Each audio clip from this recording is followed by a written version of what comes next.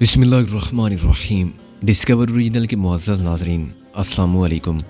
اب کس نمبر 316 ملاحظہ فرمائیں۔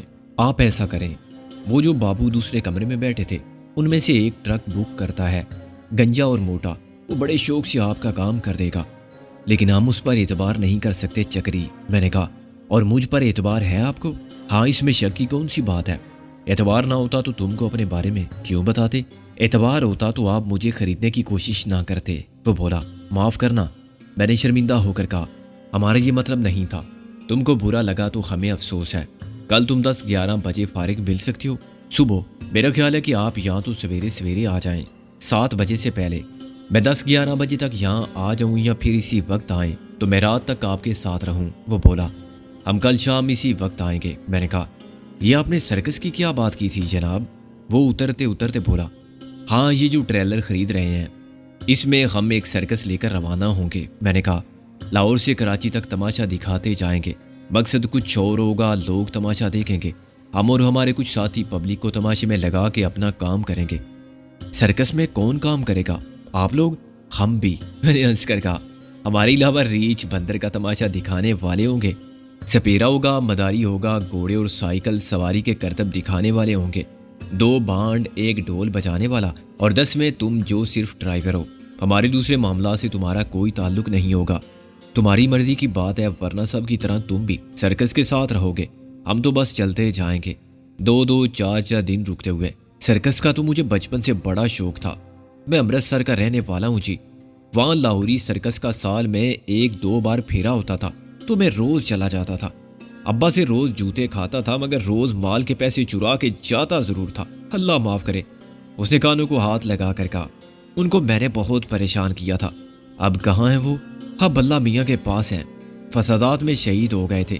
میں اس وقت 8 سال کا تھا جب اکیلا پاکستان پہنچا تھا، اسپیشل ٹرین میں ایک جاننے والے کے ساتھ بیٹھ گیا تھا، اس نے لاہور میں چھوڑ دیا، بس اس کے بعد اپنی تو زندگی ایسے ہی گزری، مگر ابھی 4 سال ہوئے میں نے شادی کر لیا، ایک بڑے نیک دل حافظ جی کی بیٹی ہے، مسجد میں امامت کرتے تھے، پچھلے سال انتقال کر گئے، اب اس نے ایک بخت کا بھی کوئی نہیں۔ ہمارا ایک بچہ ہے جسے ہم انگلش اسکول میں پڑھائیں گے، ضرور پڑھانا، مگر کیا اسے چھوڑ کر جاؤ گے جب اس کا اور تمہارا کوئی آگے پیچھے نہیں ہے؟ میں نے بھی کون سا فیصلہ کر لیا ہے جی، گھر جا کے بات کروں گا اس سے، وہ کیا کہتی ہے، اس کو تم صرف یہ بتاؤ گے کہ تم نے ایک سرکس کی گاڑی چلانے کی نوکری قبول کر لی ہے، تنخواہ 3000۔ میں نے کہا، ابھی تو آپ 2200 بول رہے تھے، اس وقت ہمیں علم نہیں تھا کہ تم شادی شدہ ہو اور اپنے بچے کو انگلش میڈیم اسکول میں پڑھانا چاہتے ہو۔ میں نے مسکرا کر کہا، وہ تو دور کی بات ہے جی، 3 سال بعد داخلہ ہوگا، مگر اس کے لیے تیاری تو ابھی سے کرنا ہوگی تمہیں، تمہارے کھانے پینے کا خرچ کوئی نہیں، تم ہمارے ساتھ رہو گے، تم اگر چاہو گے تو پوری تنخواہ 3000 روپے ہر ماہ تمہاری بیوی کو یہاں دے دی جائے گی، تم جہاں بھی ہوگے، میں 15 دن میں ایک بار تو اس سے ملنے کے لیے آ سکوں گا نا؟ صاف بات یہ ہے چکری کہ ہم وعدہ نہیں کر سکتے۔ میں نے کہا، یہ ہو سکتا ہے کہ تم ہفتے بھر بعد آ جاؤ، اور یہ بھی ہو سکتا ہے کہ تم کو پورا مہینہ موقع نہ ملے، ویسے ڈرائیور کا اتنا کام نہیں ہوتا۔ میں نے کہا، اگر ہم کسی جگہ 2-4 دن کے لیے قیام کریں گے تو تمہاری چھٹی ہی ہوگی، پھر تو میں چلوں گا جی، ضرور چلوں گا۔ وہ بولا، ایک بات اور بتا دیں مجھے، یہ نوکری کچی ہے کہ پکی؟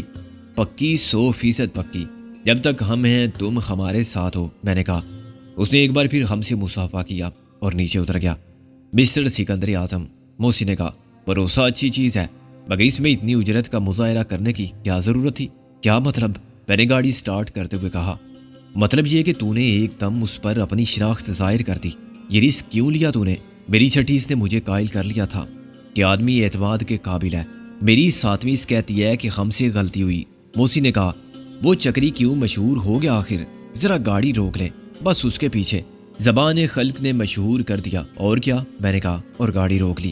زبان خلق کو نکارہ خدا سمجھو، برا کہے جسے دنیا اسے برا سمجھو، کیا اس کے جواب میں مرزا غالب کا فرمایا ہوا مستند نہیں ہوگا؟ میں نے کہا، ہوتی آئی ہے کہ اچھوں کو برا کہتے ہیں، آج تک میری چھٹی اس نے تیری 7ویں اس کو غلط ثابت کیا ہے۔ عزیزم، فرمایا ہے شیکسپیئر نے کہ یہ دنیا ایک سٹیج ہے اور اس میں رہنے والے سب اداکار ہیں۔ موسی نے کہا، کیا ہم اداکار اور بہروپیے نہیں ہیں؟ دن رات میک اپ بدل کے کبھی کچھ بن جاتے ہیں تو کبھی کچھ۔ دلاور سے بڑا ایکٹر دیکھا تھا پہلے کبھی؟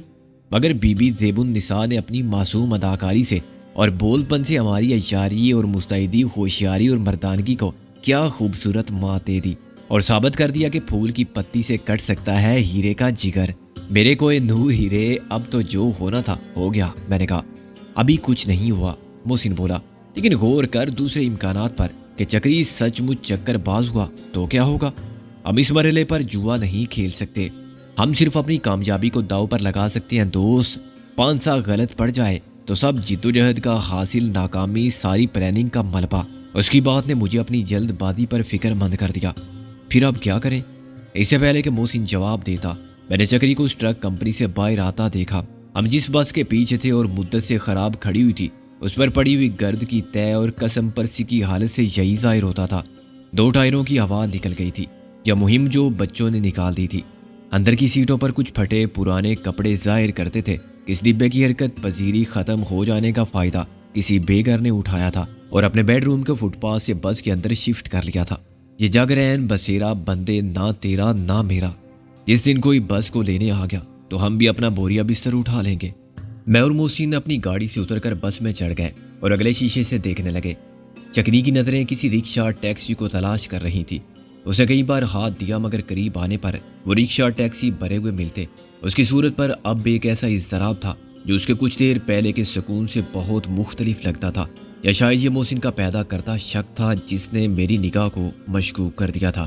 بلاخر ایک خالی رکشا اس کے اشارے پر رک گیا، مگر پھر نہ جانے کیا ہوا کہ ان کے درمیان تکرار ہونے لگی۔ 2 منٹ میں تکرار نے تنازع کی شکل اختیار کر لی اور رکشا ڈرائیور نیچے اتر کر چکری سے لڑ پڑا۔ چند لوگ اتنی دیر میں جمع ہو گئے تھے اور وہ دستوں گریباں ہونے والوں کو الگ کرنے لگے تھے۔ میں نے محسن کو اشارہ کیا اور ہم دونوں بس کے گیٹ سے اتر کر بھیڑ کے پیچھے مگر بس کی اوٹ میں کھڑے ہو گئے۔ ایک نسبتاً تندرست شخص نے جھگڑا ختم کرا دیا اور اب جس آف پیس کے فرائض انجام دے رہا تھا۔ او پہلوان جی، میں کیا ہے کہ میں جا رہا ہوں چوبرجی وال، رکشا والے نے کہنا شروع کیا۔ میرا جی ٹھیک نہیں سی، پھر بھی میں کیا ہے کہ چلو رستے دی سواری لب دیے تے لے لواں، میں رہنا وا اتھے۔ او یار ایویں بانے بازیاں کردے ہو تسی لوگ، چکری بول پڑا۔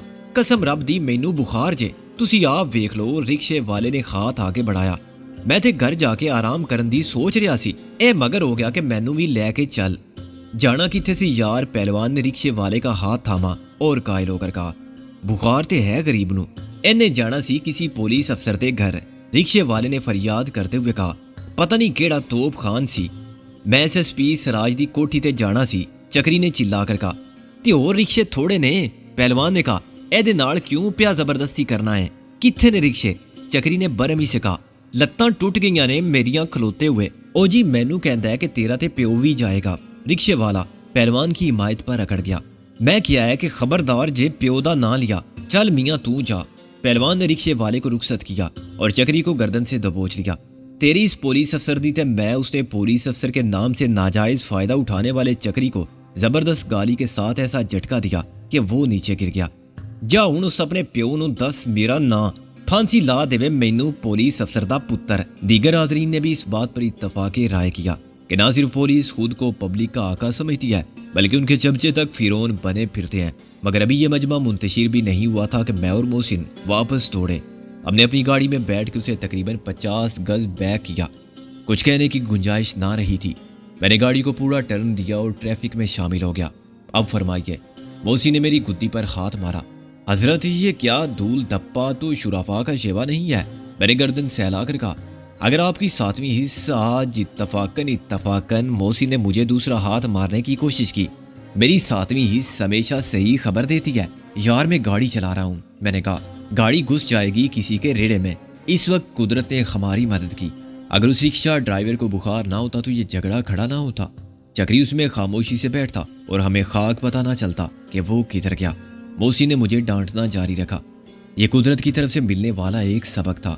میں خود اعتمادی اور قیافہ شناسی کی صلاحیت کے مظاہرے میں حد سے آگے بڑھ گیا تھا۔ اس عمر کے باوجود کہ زیب النساء نے جو دھوکہ دیا تھا اس کا زخم ابھی تازہ تھا۔ محسن نے ٹھیک کہا تھا، ہم اس پوزیشن میں نہیں ہیں کہ رسک لے سکیں اور جوا کھیل سکیں۔ اب یہ سوچ کر میرا دل ڈوبنے لگتا تھا کہ خدا نخواستہ چکری نکل کر سراج کے پاس جا پہنچتا تو کیا ہوتا؟ ہماری سرکس کی اسکیم دیوانے کا خواب بن جاتی۔ اتنا بڑا پلان ایک چھوٹی سی غلطی کی نظر ہو جاتا اور ساری ذمہ داری مجھ پر آتی۔ جس نے احتیاط کا دامن خاص سے چھوڑ دیا تھا۔ اب تو ہمیں جان لینا چاہیے اور سمجھ لینا چاہیے کہ سارے چہرے وہ نہیں ہوتے جو دکھائی دیتے ہیں، اور انسان ہی انسان کو دوستی، نیک نیتی اور شرافت کے نام پر دھوکہ دیتے ہیں، ان سے دشمنی کرتے ہیں اور نفرتوں کا زہر بانٹتے رہتے ہیں۔ پیڈرو کو وہاں دیکھتے مجھے سمجھ لینا چاہیے تھا کہ یہاں ہمارا دوست اور حامی یا ہم خیال کوئی نہیں ہو سکتا۔ دلاور اینڈ کمپنی کا سارا کاروبار مخصوص مفادات رکھنے والے لوگوں کے باہمی اشتراک سے چل رہا ہے۔ وہ کسی بھی ایسی جگہ نہیں جا سکتے جہاں انہیں کسی ایک آدمی سے بھی اندیشہ ہو کہ وہ مستقبل میں کسی مرحلے پر ان کے لیے خطرہ بن سکتا ہے۔ جب انہوں نے اس گڈز فارورڈنگ ایجنسی کا انتخاب کیا ہوگا تو پوری طرح اطمینان کر لیا ہوگا کہ یہاں سب انہی کے جیسے ہیں۔ انہوں نے فردن سب کو آزما لیا ہوگا کہ کس میں حب الوطنی کے جراثیم ہے اور کون ایمان کو پیسے سے زیادہ اہم سمجھتا ہے۔ ایسے تمام افراد کو انہوں نے نکلوا دیا ہوگا اور ان کی جگہ ایسے آدمی رکھوا دیے ہوں گے۔ اب ایک طرح سے یہ ان کی اپنی کمپنی تھی جس میں سب مل کے ایک ہی کام کر رہے تھے، سب وطن کی آزادی اور سلامتی کو بیچ رہے تھے اور اپنے خزانے بھر رہے تھے۔ کیونکہ سب مجرم تھے اور سب زر پرست تھے، اسی لیے کسی کو کسی سے ڈر نہیں تھا، کوئی کسی پر انگلی نہیں اٹھا سکتا تھا اور کسی کو الزام نہیں دے سکتا تھا۔ ایک تو وہ ہوتے ہیں جو اپنی آنکھ میں شیطیر نہیں دیکھتے مگر دوسرے کی آنکھ کا تنکا دیکھ لیتے ہیں۔ یہاں تو سب ہی وہ تھے جن کی آنکھوں میں شیطیر تھے۔ محسن بھی مجھے پشیمان دیکھ کر خاموش تھا۔ وہ سمجھتا تھا کہ غلطی کا احساس ہی تجربے کا نام ہے اور انسان غلطیاں نہ کرے تو کچھ نہ سیکھے۔ غلطی اس سے بھی ہو سکتی تھی اور کسی سے بھی ہو سکتی تھی، چنانچہ مجھے زیادہ کچھ کہنا بیکار تھا۔ سراج کے گھر کی طرف جاتے ہوئے مجھے وہ سب باتیں یاد آئیں جو میں اور محسن نے چکری سے کی تھی۔ یار محسن، ہم نے اسے تو بہت کچھ بتا دیا، میں نے کہا۔ تو نے مجھے بھی نہیں روکا، میرے ساتھ شامل ہو گیا تھا۔ بھائی صاحب، میں روک کے کیا کرتا اور روکتا کیسے؟ جب آپ نے اسے بتا دیا کہ ہم کون ہیں، ہمارے ساتھ میرا تعارف بھی کروا دیا، تو میں نے بھی کہا کہ ٹھیک ہے۔ جب اوکھلی میں سر دیا تو موسلوں کا کیا ڈر، میں کیسے شامل نہ ہوتا؟ یہ تو ایسا ہی ہے کہ کوئی خود سوئمنگ پول میں کود جائے اور اپنے ساتھ دوسرے کو بھی لے جائے۔ جب ڈوبنے لگے تو کہے کہ میں تو ڈوب رہا ہوں، تم کیوں ڈوب رہے ہو؟ محسن بولا۔ میرا خیال ہے اس نے سراج کو فون کیا ہوگا، میں نے کہا۔ یہاں سے نہیں، محسن بولا، وہاں ایک ازدحام تھا۔ ان سب کے درمیان رہتے ہوئے وہ کسی SSP سے بات کرتا تو اس کا راز فاش ہو جاتا۔ وہ ایک معمولی ڈرائیور ہے، اس کا کسی SSP سے کیا تعلق تو سب کا ہوگا، میں نے کہا۔ کاروبار کی حد تک، محسن بولا۔ وہ جانتے ہوں گے کہ ٹرک میں کیا مال جا رہا ہے اور کہاں جائے گا۔ ان کو اس کام کا معاوضہ بھی بہت معقول ملتا ہوگا، لیکن ڈرائیور صرف پیڈرو کو جانتے ہوں گے، وہی مال لاتا ہوگا اور ادائیگی کرتا ہوگا۔ اس کے نزدیک وہ کسی کمپنی کا مینیجر ہے۔ چکری خاص آدمی ہے کیونکہ وہ چکری ہے، دوسروں سے زیادہ مکار اور چالاک ہے۔ اسے سراج نے اپنے مخبر کے طور پر یہاں چھوڑ رکھا ہوگا، کبھی کوئی مشکوک معاملہ دیکھے تو فوراً اطلاع دے۔ شاید وہی ایک شخص ہوگا جو یہ جانتا ہوگا کہ اس کاروبار میں SSP سراج کا حصہ بھی ہے۔ ممکن ہے اسے دوسروں کی خبر نہ ہو۔ مخبر کے ذریعے اندر کی باتیں اور خبریں جاننے کا طریقہ پولیس والے استعمال کرتے ہیں اور یہ ذمہ داری سراج نے قبول کر رکھی ہوگی، تو وہ نمکوار ڈرائیوروں میں ایک ایسا آدمی چھوڑ دے جو ان کی خیر بات آگے پہنچاتا رہے اور پل پل کی خبر دیتا رہے۔ یہ ضروری نہیں کہ اسے دلاور اور جمشید وغیرہ کے پورے گروہ کی خبر ہو۔ وہ SP کو رپورٹ دینے پر مامور ہوگا اور اس اعزاز پر ہی مطمئن ہوگا کہ وہ شاہ کا مصاحب ہے۔ SSP کا افسر بکار خاص بھی کم تو نہیں ہوتا۔ تو نے دیکھا وہ رکشے والے سے کس طرح اکڑ گیا تھا، جیسے وہ خود SP ہو۔ مجھے تو لگتا ہے کہ کل اس رکشے والے کو اس نافرمانی کی سزا ملے گی۔ چکری نے نمبر نوٹ کر لیا ہوگا اس گستاخ رکشہ ڈرائیور کا۔ ہم بال بچ گئے، محسن بولا۔ ہاں، چکری نے فون پر بات کرنے کی بجائے با قدم خود حاضر ہو کے SSP کو ایک سنسنی خیز رپورٹ دینا بہتر سمجھا۔ یہ اتنی بڑی خبر تھی کہ اس کا انعام بھی بہت بڑا ملتا۔ وہ اندر گیا اور ضروری کام کا بہانہ کر کے نکل آیا۔ یہ مزید اچھا ہوا کہ اتنی دیر میں ہم نے گاڑی وہاں سے ہٹا لی تھی۔ چکری نے باہر آتے ہی اپنا اطمینان کر لیا ہوگا کہ ہم چلے گئے، میں نے کہا۔ کتنے اطمینان اور اعتماد کے ساتھ اس نے 10,000 لینے سے انکار کر دیا، محسن نے کہا۔ سارا ڈرامے باز، اسے 10,000 کے دگنے انعام میں ملنے کی امید ہوگی۔ نمک حرامی کرنے کا معاوضہ لینے میں خطرہ تھا۔ نمک حلال ثابت کرنے میں آئندہ کے لیے بھی اپنی اہمیت اور افادیت کا یقین دلایا جا سکتا تھا اور خود کو بہتر ذمہ داریوں کا اہل ثابت کیا جا سکتا تھا۔ اب ذرا سوچ کہ کیا کرنا ہے، محسن بولا۔ ہم سراج کے گھر کے آس پاس بھی نہیں جا سکتے، ہم اسے راستے ہی میں روک لیں گے۔ جب ہم روانہ ہوئے تھے تو وہ دوسرے رکشے کا انتظار کر رہا تھا، میں نے کہا۔ رکشہ کسی طرح بھی ہم سے پہلے نہیں پہنچ سکتا۔ سوال یہ ہے کہ ہم اسے کس راستے پر اور کہاں روکیں گے؟ ایک رکشہ والا بن کے سوچ، میں نے کہا۔ تو کون سا راستہ اختیار کرتا؟ سوچ لیا، محسن بولا۔ اب بھی 2 راستے ہیں۔ بالکل ٹھیک، ایک راستے پر میں نظر رکھوں گا، دوسرے پر تو ناکہ بندی کرے گا، میں نے کہا۔ گاڑی تیسری جگہ ہوگی، اس کام میں کوتاہی کی گنجائش نہیں، چکری کو ہر قیمت پر روکنا ہوگا۔ اب دیکھ، اگلے موڑ پر میں تجھے ڈراپ کرتا ہوں۔ وہاں سے سراج کے گھر کا فاصلہ شاید 1 فرلانگ سے بھی کم ہے۔ اس موڑ کے بعد والی سڑک سیدھی سراج کی کوٹھی کے سامنے سے گزرتی ہے۔ رکشہ اسی سڑک پر مخالف سمت سے بھی تو آ سکتا ہے۔ ہاں، میں ادھر ہی جا رہا ہوں، میں نے کہا۔ اس کے لیے تجھے سراج کی کوٹھی کے بالکل سامنے سے گزر کے جانا ہوگا۔ ہاں، میں تیزی سے نکل جاؤں گا، میں نے کہا۔ ایک تو رات کا وقت ہے، پھر یہ گاڑی سرکاری اور میرا حلیہ بھی وہ نہیں جو پہلے تھا۔ پھر بھی یہ چانس تو ہے کہ پولیس تجھے روک لے، محسن نے کہا۔ ہاں، چانس تو ہے، مگر میں یہ چانس لوں گا کیونکہ اس کے سوا چارہ نہیں۔ اگر میں نے سڑک کے دوسرے کنارے تک پہنچنے کے لیے متبادل راستہ اختیار کیا تو کئی میل کا چکر پڑے گا اور چکری کو بہت وقت مل جائے گا۔ محسن نے سر ہلایا اور مائکرو بس کی رفتار کم کرتے ہی نیچے کود گیا۔ میں نے گاڑی آگے بڑھا دی۔ موڑ کاٹتی مجھے سراج کی کوٹھی کا گیٹ نظر آنے لگا۔ وہاں دونوں جانب سرچ لائٹس کا اجالا تھا اور سڑک کے ساتھ پولیس کا ایک ٹرک کھڑا ہوا تھا۔ اس سے کچھ فاصلے پر ایک جیپ تھی۔ صاف ظاہر تھا کہ حفاظتی انتظامات بدستور انتہائی سخت تھے۔ ابھی میں گیٹ سے 100 گز دور تھا کہ کہیں سے اچانک ایک شخص نکل کر سڑک کے درمیان میں آ گیا۔ وہ سادہ کپڑوں میں تھا، لیکن اس کی سفید شلوار قمیص اور اس کے جوتے، اس کے بالوں کا کٹ اور اس کی صورت کی شفاف بیسی خود بتاتی تھی کہ وہ خفیہ پولیس کا آدمی ہے۔ میں نے بریک لگا کے گاڑی روک لی۔ سلام علیکم۔ کیا بات ہے یارا، مرنے کا صلاح ہے؟ کس کی گاڑی ہے؟ اس نے ٹارچ سے مائکرو بس کی سائڈ پر روشنی ڈالی۔ Directorate of direct disposal. Government کا گاڑی ہے، میں نے اجڑ لہجے میں کہا۔ کہاں جا رہی ہوں اس وقت؟ وہ ٹارچ سے لائٹ اندر ڈالتے ہوئے بولا۔ ڈائریکٹر صاحب کا فیملی کو لینے، میں نے کہا۔ کیا بات ہے، اندر کیا دیکھتے ہیں ایسا؟ کچھ نہیں، وہ گررا کر بولا۔ بک بک مت کرو، جاؤ۔ میں نے برا ماننے کے انداز میں زیر لب اسے گالی دی اور سر کو ناقابل فہم انداز میں ہلاتے ہوئے گاڑی آگے بڑھا دی۔ کلیرنس مل جانے پر اطمینان کا گہرا سانس بھی میں نے اس وقت لیا جب میں کوٹھی کے سامنے سے گزر گیا۔ آگے ایک اور شخص ٹہل رہا تھا، مگر وہ دوسری طرف سے آنے والی گاڑیوں کو چیک کرنے پر مامور تھا۔ اس نے دیکھ لیا تھا کہ مجھے کلیرنس مل چکی ہے۔ وہ سارا دن آتی جاتی گاڑیوں کو دیکھتے رہتے تھے اور اس بیدار کن کام کی یکسانیت سے اکتا گئے تھے جس کا حاصل کچھ نہیں ہوا تھا۔ اب وہ سرکاری ڈیوٹی کو دلچسپی کے بغیر ایک رسمی کارروائی سمجھ کے پورا کر رہے تھے۔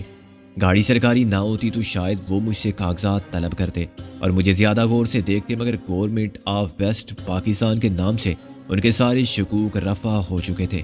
میں تقریباً 50 گز جا کے دائیں طرف مڑا۔ وہاں گاڑی کو چھپانے کی کوئی جگہ نہ تھی۔ اسے میں نے راستے سے بہت ہٹا کے اور سڑک کے ایک تاریک حصے میں کھڑا کیا اور خود پیدل چل کر اور آگے چلا گیا۔ اس سڑک پر گاڑیوں کی آمد و رفت نہ ہونے کے برابر تھی۔ ایک جانب کوئی فارم تھا یا باغ تھا جس کی کچی پکی دیوار جگہ جگہ سے خراب ہو چکی تھی اور اندر سے درخت اندھیرے میں سر نگو دیو زادوں کی طرح ساکت کھڑے تھے۔ دوسری طرف پرانی وضع کے سرکاری بنگلے تھے جن میں پہلے اصلی گورے حاکم رہتے ہوں گے، اب ان میں سراج جیسے کالے افسر رہتے تھے جو بالحاظ ذہنیت پرانے فرنگی آقاؤں کے صحیح جانشین ثابت ہو رہے تھے۔ مجھے خیال آیا کہ میری نسبت محسن کا کام زیادہ مشکل ہوگا۔ اگر اس نے چکری کو قابو میں کر لیا تب بھی اسے گاڑی تک تو رکشے ہی میں آنا پڑے گا۔ اس کا مطلب تو یہ ہوا کہ محسن کو چکری کے علاوہ رکشے والے سے بھی نمٹنا ہوگا، اور ان دونوں میں سے ایک نے بھی شور مچا دیا تو؟ مگر ریوالور کی نال کو سامنے دیکھ کر موت کو آواز کون دے گا؟ پھر بھی اسے گیٹ کے سامنے سے تو گزرنا ہی ہوگا۔ وہ ریوالور دیکھ کر مزاحمت نہ کریں، مگر اتنے مسلح محافظوں کی موجودگی ان کو واویلا پر اکسائے گی۔ پھر محسن کیا کرے گا؟ بفرض محال اس نے دونوں کو گولی مار دی تب بھی وہ کیا رکشے میں فرار ہو سکے گا؟ پولیس والے جیپ لے کر اس کے پیچھے دوڑیں گے۔ مجھے پلاننگ میں خامی کا احساس ہوا۔ بہتر ہوتا اگر میں محسن کو واپس لوٹ جانے کو کہتا، اسے آگے آنے کا مشورہ نہ دیتا۔ جہاں گاڑی کھڑی ہوگی وہ رکشے کو کسی خطرے کے بغیر واپس لے جا سکتا تھا۔ گاڑی کو درمیان میں کہیں روکنے کا سوال ہی پیدا نہیں ہوتا تھا۔ میں نے دلی دل میں دعا مانگی کہ چکری اس طرف سے نہ آئے۔ ویسے زیادہ امکان یہی تھا کہ چکری کا راستہ میں کاٹوں گا۔ بیشتر رکشے والے دوسری طرف سے آنا پسند نہیں کر سکتے کیونکہ اس طرف کی سڑک بہت خستہ حالت میں تھی۔ گاڑی میں بھی مجھے ہچکولے محسوس ہو رہے تھے۔ رکشے کے پہیے بہت چھوٹے ہوتے ہیں، اس میں تو پائلٹ اور مسافر دونوں گیند کی طرح اچھلتے ہوں گے۔ میں ایک درخت کے چوڑے تنے کی آڑ لے کر کھڑا ہو گیا اور ایک ہی سمت میں دیکھنے لگا جدھر سے رکشے کے نمودار ہونے کی امید تھی۔ اس کی ایک روشن آنکھ بعد میں نمودار ہوئی۔ رات کی خاموشی کو اس کے سائلنسر کی کرخت آواز نے پہلے منتشر کر دیا۔ میں چوکس ہو گیا۔ آواز بڑھتی گئی اور وہ روشنی قریب آتی گئی۔ صحیح وقت پر میں نے نیچے سے پتھر اٹھا کے رکشے پر پھینکا۔ پتھر اس کے سامنے والے حصے سے ٹکرایا، رکشہ ایک دم رک گیا اور رکشے والا گالی دے کر نیچے اترا۔ مجھے صرف اتنی مہلت درکار تھی کہ میں پیچھے بیٹھے مسافر کو دیکھ سکوں، مگر وہ مجھے اب بھی نظر نہیں آ رہا تھا۔ کیا ہوا یار؟ میں نے چکری کی آواز سنی۔ پتہ نہیں کون کسی نے وٹا ماریا سی۔ رکشے والا پریشانی کے عالم میں ادھر ادھر دیکھ رہا تھا۔ لائٹ ٹوٹ جاندی تے پھر؟ او چل یار، جب ٹوٹی نہیں تو؟ چکری نے کہا۔ اس سے زیادہ وہ کچھ نہ کہہ سکا۔ میں درخت کے تنے کی اوٹ سے نکلا اور آہٹ کیے بغیر رکشے کے پیچھے جا پہنچا۔ میں نے 10 قدم کا فاصلہ بہت جھک کر طے کیا تھا، چنانچہ رکشے والا مجھے نہ دیکھ سکا۔ میں نے بڑی پھرتی سے چکری کے منہ پر ایک ہاتھ رکھا اور دوسرے ہاتھ سے اس کے سر پر ریوالور مارا۔ اس کی آواز تو نہیں نکلی، مگر وہ میری گرفت سے نکلنے کے لیے تڑپا تو رکشہ بری طرح ہلا اور رکشے والے نے ایک دم پلٹ کر دیکھا۔ چپ! میں نے چکری کو چھوڑ کے ریوالور کا رخ اس کی طرف کر دیا اور اونٹوں پر انگلی رکھی۔ آواز نہ نکلے۔ اس نے رضاکارانہ طور پر ہاتھ اٹھا لیے تھے۔ یہ ایک لاشعوری قسم کا رد عمل تھا۔ عموماً فلموں میں وہ شخص ہینڈز اپ کرنے کا حکم دیتا ہے جس کے ہاتھ میں ریوالور ہو۔ کیا چاہتے ہو؟ وہ ہکلا کے بولا۔ مال؟ کچھ نہیں، میں نے کہا۔ یہ مال اتار دو اور جاؤ، بالکل خاموشی کے ساتھ، جس راستے سے آئے تھے اسی سے، اور اس واقعے کو بھول جاؤ۔ سمجھو کہ نہ کوئی مسافر سوار ہوا، نہ تم یہاں آئے اور نہ مجھ سے ملے۔ میں نے چکری کو باہر کھینچ لیا۔ میری صورت مت دیکھو، جاؤ۔ میں نے ریوالور سے رکشے والے کو اشارہ کیا۔ میں تمہاری جان لینا نہیں چاہتا، خدا کے لیے رحم کرو مجھ پر۔ وہ ہاتھ جوڑ کے بولا۔ ڈرو نہیں، کسی کو کچھ معلوم نہیں ہوگا، مگر تم نے خود ہی کسی سے یہ بات کی تو پھر سمجھ لو کہ اپنی گرفتاری کا سامان خود کرو گے۔ جو بات ایک بار ہونٹوں سے نکل جائے وہ کوٹھے چڑھ جاتی ہے۔ اس نے تمہارے رکشے کا نمبر نہیں دیکھا ہوگا۔ کوئی بھی مسافر بیٹھنے سے پہلے رکشے کا نمبر حفظ نہیں کرتا۔ اگر تم نے بیوی کو بھی بتایا تو سمجھ لینا کہ وہ بیوہ ہوئی۔ عورت کو کبھی وہ راز مت بتاؤ جس سے تمہاری زندگی اور سلامتی وابستہ ہو۔ وہ بیچاری تو کب کی اللہ کو پیاری ہو گئی۔ وہ بولا۔ بس تو پھر وہی کرو جو میں نے کہا، بھول جاؤ اس واقعے کو۔ اس نے تعمیل کی، رکشہ واپس موڑا اور آہستہ آہستہ روانہ ہو گیا۔